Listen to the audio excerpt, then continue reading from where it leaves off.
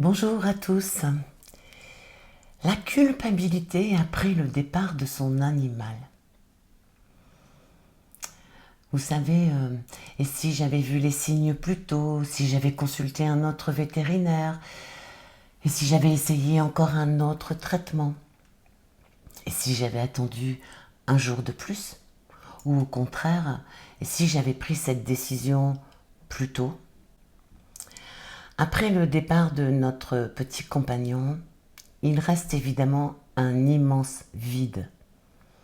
Et très souvent, quelque chose vient s'installer dans ce vide, la culpabilité. Nous sommes programmés pour nous sentir coupables. Vous savez, cette petite voix qui revient encore et qui nous demande « Est-ce que j'ai vraiment fait tout ce qu'il fallait faire ?» Et parfois même « Est-ce que je l'ai abandonné au moment où il avait le plus besoin de moi ?»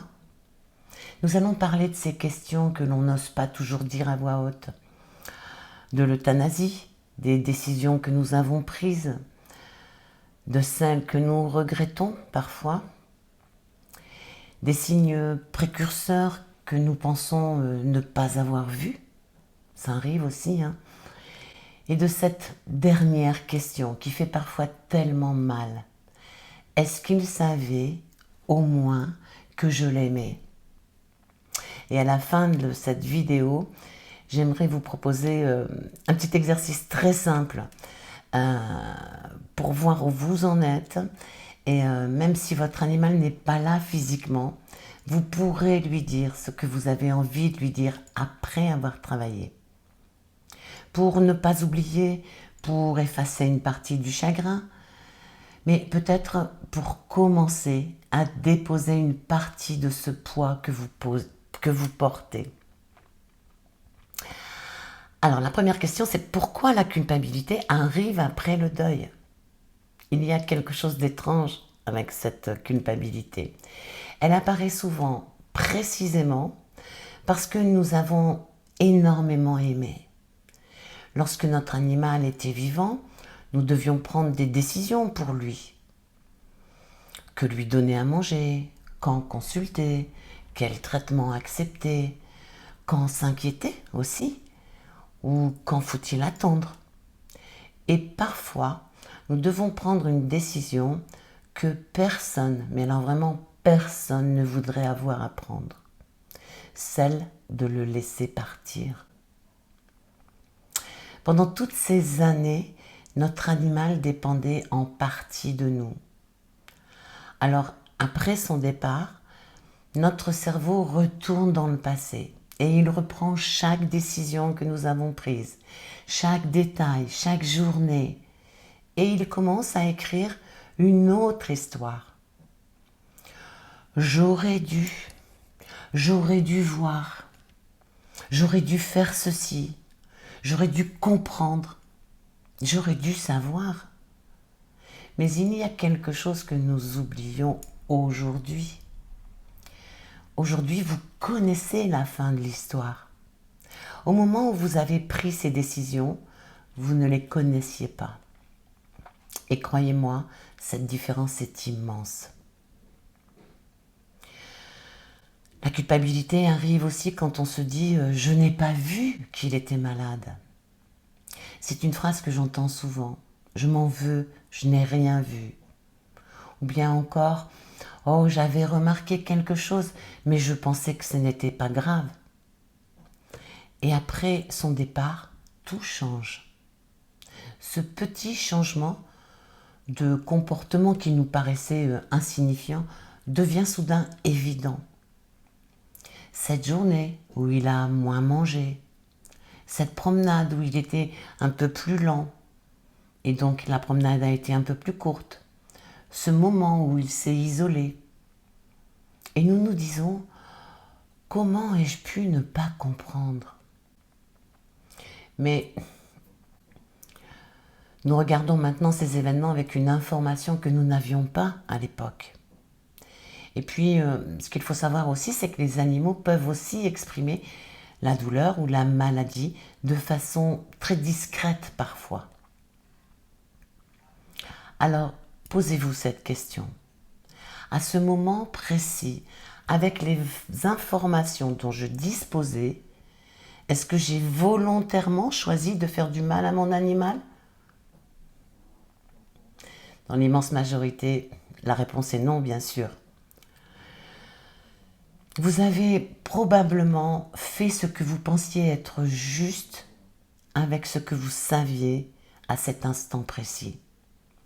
Et cela ne signifie pas que toutes nos décisions ont été parfaites, on est d'accord. Aimer quelqu'un, c'est vraiment essayer de faire de notre mieux. Et nous pouvons nous tromper, tout en ayant profondément aimé. Un sujet aussi qui revient souvent avec la culpabilité, c'est la culpabilité autour de l'euthanasie. Elle est particulière, cette culpabilité. C'est probablement l'une des plus douloureuses, celle d'avoir pris la décision d'arrêter sa vie. Certaines personnes me disent j'ai l'impression de l'avoir trahi. Il ou elle me faisait tant confiance et c'est moi qui ai décidé que sa vie devait s'arrêter. Ces mots sont terriblement lourds à porter.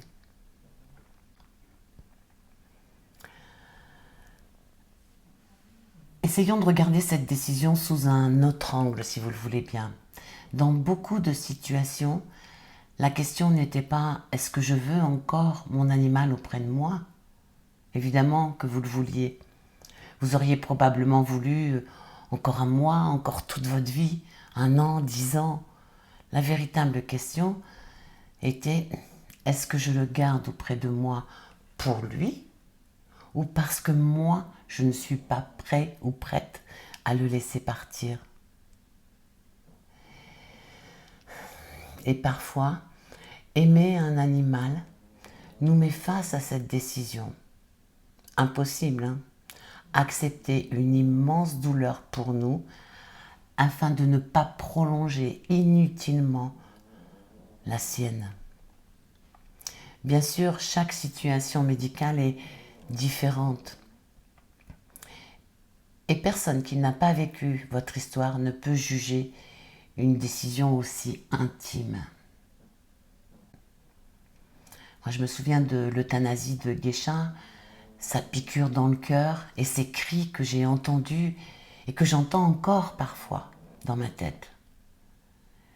Mais si cette décision a été prise avec un vétérinaire, en tenant compte de sa souffrance, de son état, il fallait que je la prenne. Et j'ai essayé de faire pour le mieux à ce moment précis. Et au lieu de dire j'ai décidé de sa mort, j'ai essayé de prendre soin de mon petit compagnon jusqu'au bout, y compris lorsqu'il a fallu prendre cette décision que je ne voulais pas prendre. Ensuite, il y a une autre phrase qui revient aussi. J'ai attendu trop longtemps. Mais ça, c'est de la culpabilité inverse. J'aurais dû le laisser partir plus tôt. Et cette phrase peut tout aussi être bien douloureuse. Vous repensez à ces derniers jours, peut-être à sa dernière nuit difficile, à une crise, à un moment où vous l'avez vu souffrir, et vous vous dites « j'ai été égoïste ». Mais là encore, revenez à la personne que vous étiez à ce moment-là. Vous espériez peut-être une amélioration, vous attendiez l'effet du traitement, vous aviez besoin d'un avis supplémentaire. Ou vous n'arriviez simplement pas encore à accepter ce qui était en train d'arriver. Nous imaginons parfois qu'il existe un moment parfaitement évident où nous saurons, c'est aujourd'hui. Mais dans la réalité, cette frontière peut être terriblement difficile à déterminer. Et c'est précisément pour cela que ces décisions sont si douloureuses.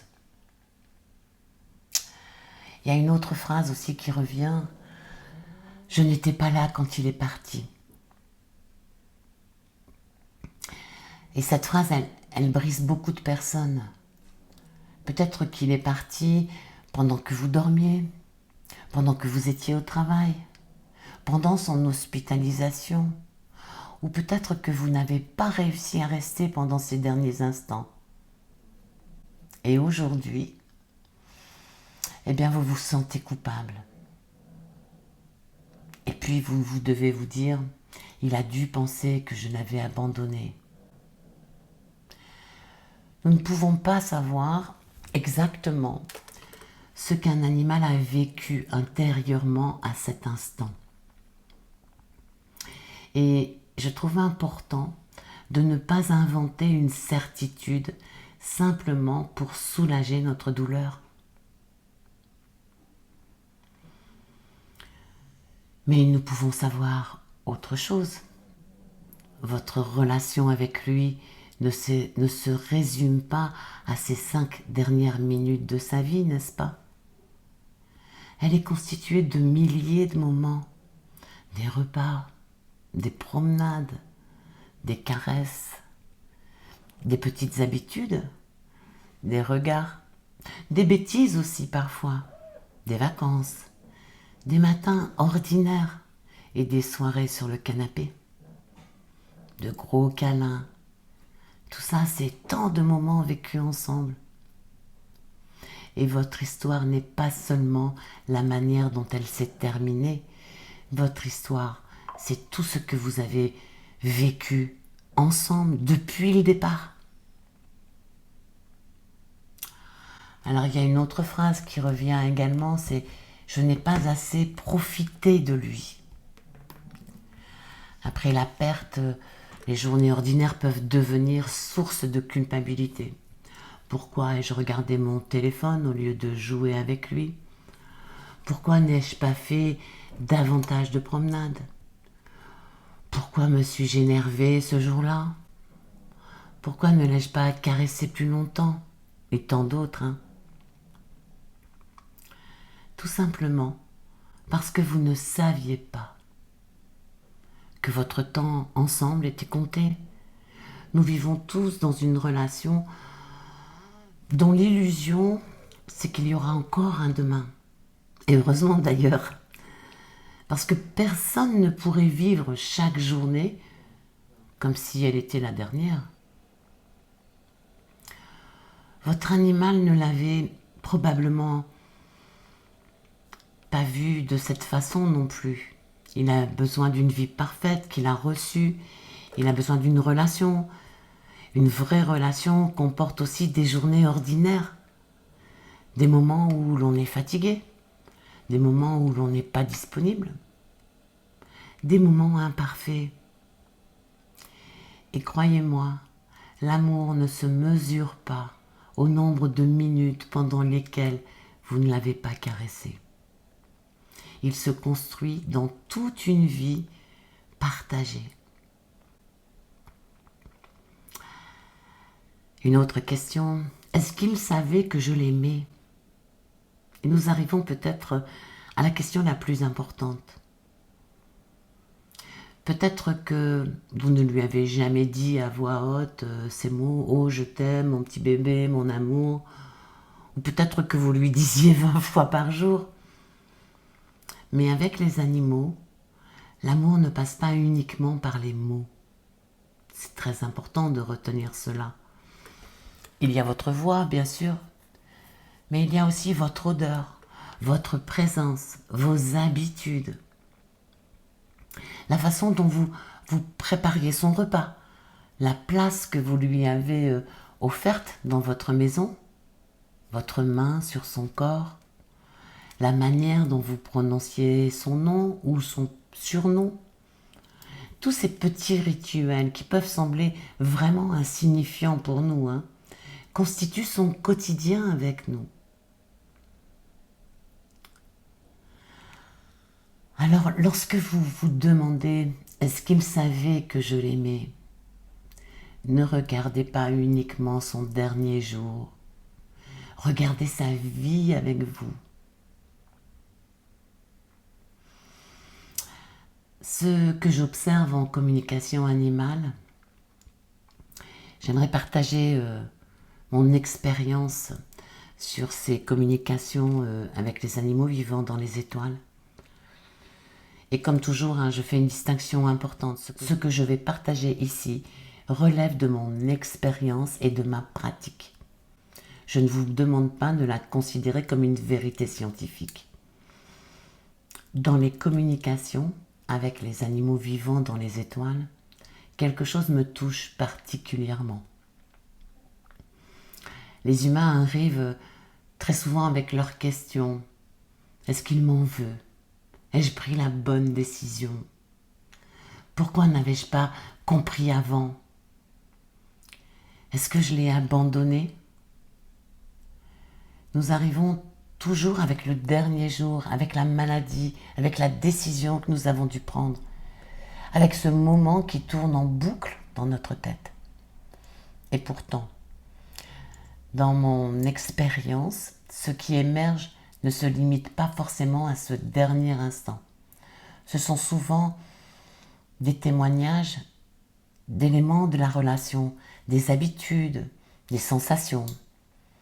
Parfois même, ils sont capables de me donner des informations de ce que vous vivez après leur départ.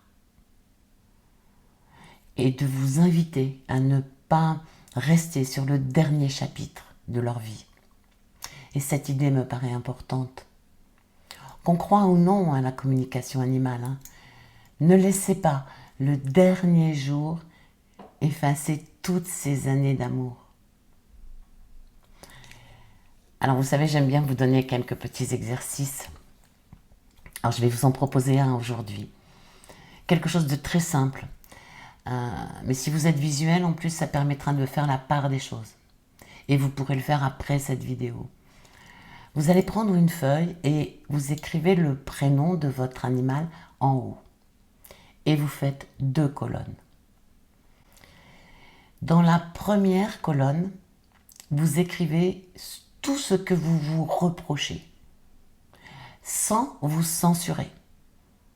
Je n'ai pas vu, j'ai attendu, j'ai décidé trop tôt, je n'étais pas là, je me suis énervée, je n'ai pas fait assez ceci, pas fait assez cela. Voilà. Notez tout ce qui vous passe.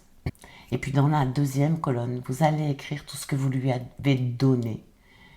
Une maison, la sécurité, des soins, des promenades, des jeux, des jouets, votre présence, une famille, des habitudes, des vacances, des caresses, des moments complètement idiots qui vous faisaient rire tous les deux. Et surtout, de l'amour. Et puis, quand vous aurez terminé, regardez ensuite les 2 colonnes. Parce que la culpabilité a une particularité. Elle zoome sur quelques instants et fait disparaître tout le reste. Cet exercice permet simplement de remettre le reste dans l'image. Et vous allez vous apercevoir qu'il y a plus de belles choses. Et si vous ressentez encore le besoin de lui dire quelque chose, dites-le lui. Que vous croyez ou non qu'il puisse vous entendre. Vous pouvez lui parler à voix haute. Vous pouvez lui écrire une lettre. Vous pouvez la lire devant sa photo ou pendant une promenade où vous aimiez aller tous les deux ou simplement dans votre tête. Alors voici un exemple. Vous pouvez lui dire que je suis désolée pour les moments où je n'ai pas compris. J'ai fait du mieux que je pouvais avec ce que je savais à ce moment précis.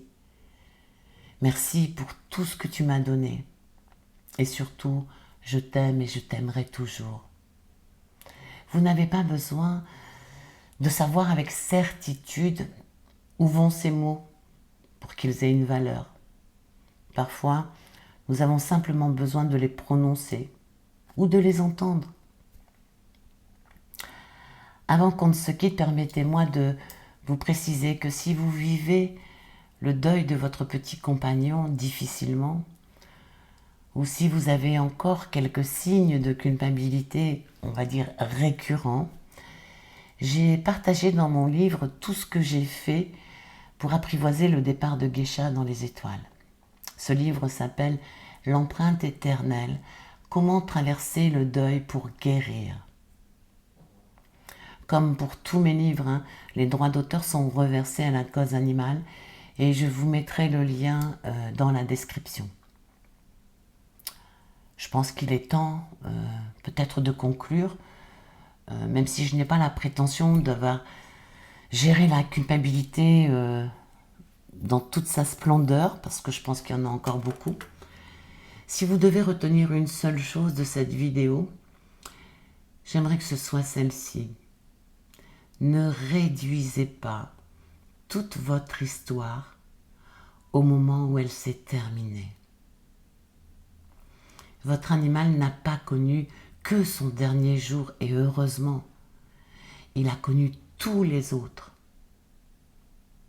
Et si aujourd'hui votre cerveau, tout comme le mien, hein, vous répète « j'aurais pu » ou « j'aurais dû faire mieux », essayez peut-être de lui répondre « j'aurais aimé pouvoir tout savoir, mais j'ai aimé avec les moyens que j'avais et de tout mon cœur. » Le deuil ne consiste pas à cesser d'aimer, il consiste peut-être petit à petit à trouver une nouvelle place pour cet amour lorsque l'autre n'est plus là physiquement.